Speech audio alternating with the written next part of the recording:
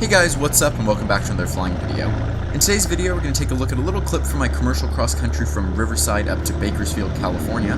When my instructor and I got to Bakersfield, we realized just how displaced that threshold really is, and naturally, being two light guys, having only half tanks of fuel, and on a nice, calm, crisp night, we decided we'd go ahead and use the full length of the runway, give it 10 degrees of flaps, hold those brakes while we went to full power, and see just how little runway we could use. The results are pretty impressive. I'll go ahead and measure up the distances and throw them in at the end here, but in the meantime I'll go ahead and let you guys watch the video.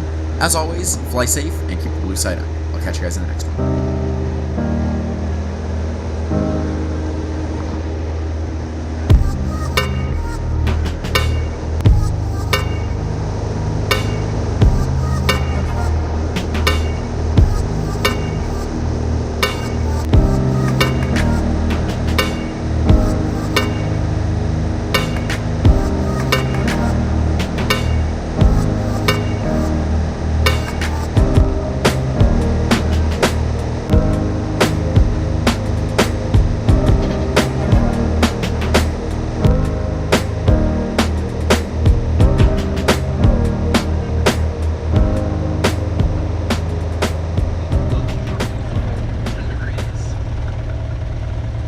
After a quick stop in Bakersfield to stretch our legs, we lined up our Cessna 172 on the tip of the very first centerline stripe of runway 30 right.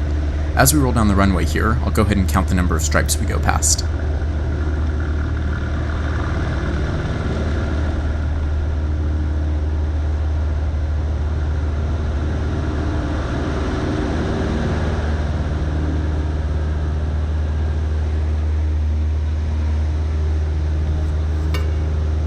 After going back and measuring the data through Google Maps, it looks like those 5 centerline stripes ended up being about 990 feet.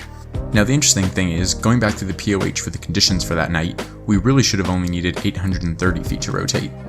So it looks like we used about an extra 160 feet of runway, which goes to show that when that POH was made, it really was for a brand new airplane with a brand new engine, and that data just cannot be used in the real world.